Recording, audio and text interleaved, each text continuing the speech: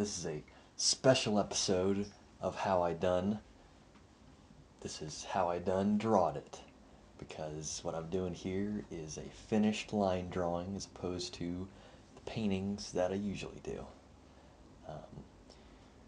So I'm developing kind of a different method to do line drawing since I'm not really that good at doing line drawings digitally. So I'm using a lot of cheating, using digital tools. So for instance, right here, this little dude, I just drew flat and then I skewed it into perspective, and there we go. And Nice. now I'm drawing, so basically what I'm doing is I'm taking individual parts of the drawing, which I already sketched out in a loose sketch, which you can kind of see there, and then separating it out into little chunks that I want to design individually, and then I can just focus on that graphic design and make it flat, so I can use a lot of the Photoshop box tools and circle tools and stuff like that, whereas drawing it directly in perspective would be a little bit more difficult. And it also keeps things separated in my head so that I can really focus on just the design of one individual thing at a time. Very cool. That's the idea, at least. But then I still draw some stuff just in perspective. Things that wouldn't really work flat, like some details in that amp there, or that little curve, little flip on the paper, stuff like that. So after I lay in the basic shape of things, I go back in and add stuff. Ooh, a boombox. Very Yeah. 1980s of you. It's awesome. Yeah, and I feel like the design of the different things I put in the room were probably a little bit more unique than I would have otherwise done if I had just drawn them in directly, because this allowed me to spend a little bit more time and be a little bit more exact and fluid. Very cool. Yeah, so this video is the first one I've made that's running at 60 FPS on YouTube, because they just updated such that now they support 60 FPS video, or up to 60 FPS. You can also have 48 FPS, as in like the Hobbit movies were filmed in, and such. Kind of interesting. And what's the benefit of 60 FPS? It will look, or at least it should look, quite a bit smoother. So, especially for people who do Let's Plays, gameplay footage usually runs at 60 FPS, I see. and that looks real nice now. See? Yep. Very cool. But yeah, it's kind of interesting because, at least from what I know, even movies have only gone to 48. Oh, really? YouTube's the only place that I know of that even supports up to 60. Interesting. So Yeah. even in a movie theater, there's not 60 FPS? Not yet. Oh. Like I said, The Hobbit was filmed in 48, and that was kind of a big deal. Oh, there I'm doing some fanciness Ooh, that with is some fancy. cool transform tools in Photoshop, Nice. repeating patterns and such. Cool. So yeah, again, this lets me use Photoshop like a graphic design tool rather than a painting and drawing tool, which is what Photoshop is better at, in my opinion. Although, like I said, there's still quite a bit of just drawing in it. And in order to get some line variants, I tend to put down lines and then erase them out, which makes it look a little bit more natural. Interesting. Do most people who draw not do that? Well, it depends. There's a lot of different ways to draw, I suppose. Oh. Yeah, some people just use brushes with a lot of pressure sensitivity, which will make it go bigger or smaller. I can't really get the hang of that well, so I tend to lay it in with a big, just normal. This is all done with a normal round brush, by the way. Nothing fancy. But I lay it in and then erase it back out. Cool. Yeah. What I have written down here for topics, that's something new.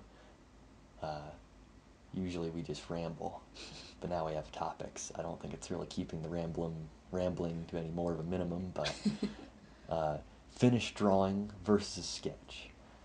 Differences between those. So a sketch is really just to get the idea down. It's just a vessel for either the paint or the lines that'll go over it. And so doing a finished line drawing like this, which isn't something I usually do, was a very different process, because you're really designing things like line weight and stuff like that, where in a sketch you don't care at all about. You just care about knowing the general placement and composition of everything. But here... And can you do the same with paper? Yeah.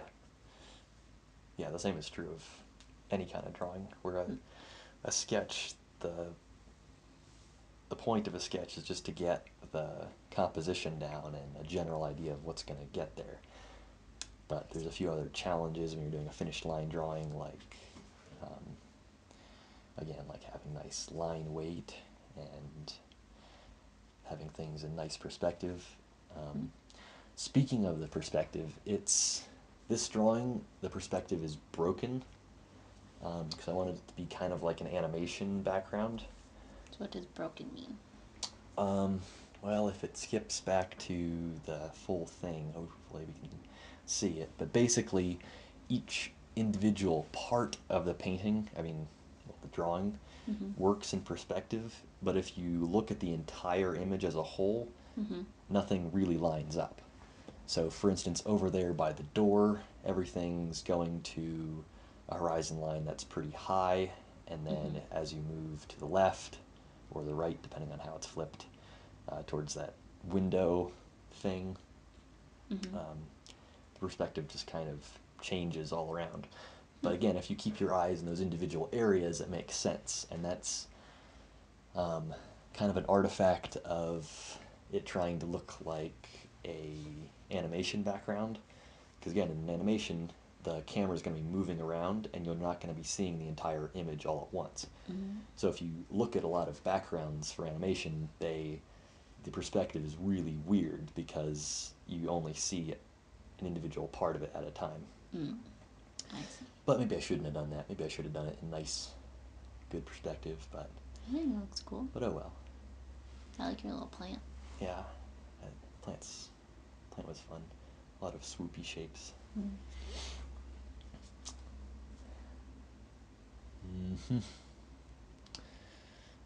So how fast is this video going? This is quite fast. So yeah, this method of line drawing takes a really, really long time, at least for me. This whole process took about 7 hours, which for a lot of artists isn't a very long time. Some people spend like 20 to 30 hours on a single piece, but for me, I'm pretty impatient, and 7 hours was a stretch. Oh. That's just because there were a lot of little details and a lot of things in perspective.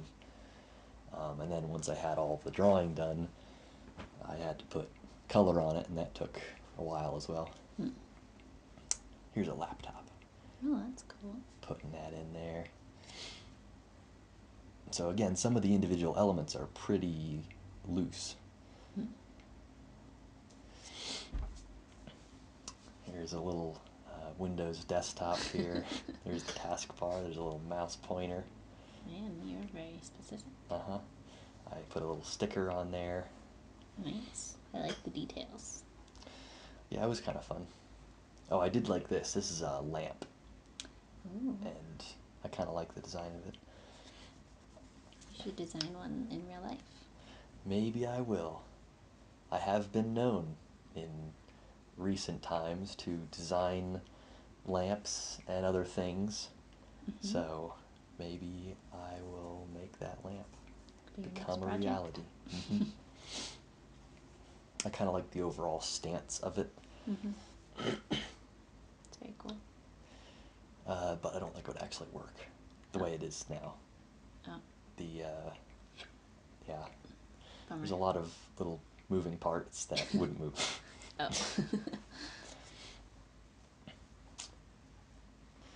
But yeah, the idea was this is sort of like a ramp going out of a window, and some doofus would like ride a bike off of it. What story is this room on? The ground floor or second floor? Probably like upper floor. Oh. I don't know. I didn't really think about that. In fact, by the end, what was supposed to be a window could also kind of be interpreted as like a portal or something, because it's really glowy and weird. So Like a portal from the game Portal? no, those are shaped a bit differently. Oh. Just a portal. Just a A random glowy portal. Interesting. To another world, another time. This is just a little foreground element to try to help the framing. Nice. So you'll notice in the foreground the lines get really, really thick, and as you progress backwards, they get quite a bit thinner. That's Why is just that? kind of it's just kind of a rule that helps helps differentiate objects that are further back from ones that are closer. It's similar to how aerial perspective works, or there's another name they use for aerial perspective, atmospheric perspective. Basically, there's more air in between you and things that are further back, and things that are closer, there's less air between you. So in a painting, you denote that by having things in the background take on the color of the atmosphere and become usually less contrasty. But in a drawing, you can kind of represent that with smaller, thinner lines. Cool. That's what's kind of interesting about a drawing, though, compared to a painting. A painting is basically what your eyes see. It's how your eyes really see the world. Whereas a drawing is more like an annotation of how you see. It's like a map instead of a satellite image. Oh, interesting. Because there aren't any outlines, but when you see something with an outline around it, your brain tells you that it's a solid object. Which is That makes sense. kind of interesting. But what that means is that when you're drawing, you care a lot less about studying reality, because reality doesn't look like a drawing. Right. So the tools that you use in a drawing are kind of different and have more to do with how our brains work than what we see, than how our brains really see the world. I don't know what I'm talking about. There's a cat. Welcome, Matt. I want one.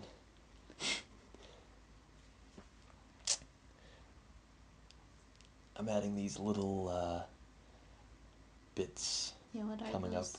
It's because it's a carpet. Is it supposed to be a shag carpet? Yeah. Some kind of a long-haired carpet. Long-haired carpet. Here's something that I think I took out in the final one. It was tracks going over there. I think it was a little bit too obvious. Like, I think just having a ramp with a giant arrow on it was probably obvious enough that it didn't have to put tracks on so that people would know what it was used for. Oh, yeah. So, yeah, I Well, ended and up taking it without the out. tracks, it gives people a little more opportunity to be creative in their own brains of what could possibly go off. Yeah. Because what are those tracks supposed to be for, anyways? Maybe like a motorcycle. Oh my. Here's a little fella. Oh, he's cute. Yeah, I He's kind of kind of like him. fat. He is. He's a little A little blob chunk. with a spiky collar, really fat lips. Little light switch there. Nice. Yep. Oh. So here I'm starting on the colors, and I don't know, it's just different from working from a painting.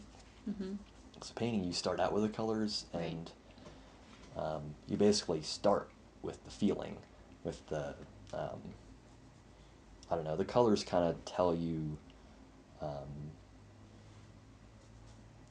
don't know, a lot of the emotion in it. And when you're starting with a painting, there's a lot of different ways you could convey the exact same scene. Um, uh-oh, we're having some slowdowns here. Just some technical difficulties, but it shouldn't show up in the final video. But yeah, so when you have a drawing, it's, I mean, yeah, you're not really sure if it should be really bright out or what. Ooh, I like So there's the a little pattern. pattern I put on the Oh, carpet. that's fancy. Yeah. I tried a bunch of stuff on the carpet, and then I just decided to try slap a pattern on there. Oh yeah, I forgot to talk about, you probably saw the carpet being covered in pink goo before I painted it in. Oh, yeah. That was just a mask. So in other words, I can go back to that mask and only draw on the carpet, basically. Oh, okay. That was how I could put that pattern in without it overflowing to everything else. And it I see. helps me out later on, too. Cool. So yeah, I'm painting some arrows on there. So how I approach this, and this probably isn't the best way to approach it, but I just took a really soft brush and then brushed in over the entire drawing the general colors that I wanted in certain areas. And then I took individual objects and pulled from some of those gradiented colors around it. And then sometimes I changed them a little bit, but in general I kind of kept with the gradient that had been brushed in originally and just changed the colors slightly depending on what I was painting in. Interesting. So the whole color scheme kind of goes from a lightish blue on one side over to a greenish light on the other side. And the blue is next to the window, right? Yeah. And every once in a while I kind of turned off the line drawing to see if the colors were working. And if you turn off the lines, you should still be able to kind of see what's going on. And a few times when I turned it off, I was really tempted to just leave the lines off and paint it, but I stayed true because I really wanted to make a line drawing, and I kept those lines there. And also they took me too much time for me to just get rid of them. I like the lines. I think it looks cool. Yeah, it's different. It's not something that I do a whole lot. Laying in some shadows, and again, because this is animation, or trying to look like it's for animation, these are not strictly speaking correct, but they're just a little bit of visual interest to try to tell you where the light's coming from. I kind of like that poster too. Yeah, that's pretty cool. I would hang that poster in my room. A lot of these things I could see you putting in your Yeah, room. these are all just things that I want, but instead of having them, I draw them. Oh, there you go with the lines. Yeah, Getting turning the them on and lines. off. Then do some adjustments. I do make the lines sort of a light blue, well, a dark blue near the end. They don't stay black because it's a little bit too contrasty. In fact, I think what you're seeing here might be almost the final color of the lines, which aren't exactly black. Cool. So here I'm adding some little details. I kind of, after a while, I sort of reverted back to my painting style and started brushing things in loosely and then going back into the detail, which I suppose is alright. And here it is in its final form. I also added some circles of light. Those I didn't paint in the video, but just some little added stuff. And there it is. That looks so cool. I like it. Thank you for watching, people of the internet. Like and subscribe, and follow me on the face. Twitter, Facebook. Yes. Follow me everywhere. Follow me home from work. Follow me on the bus. You're a goober.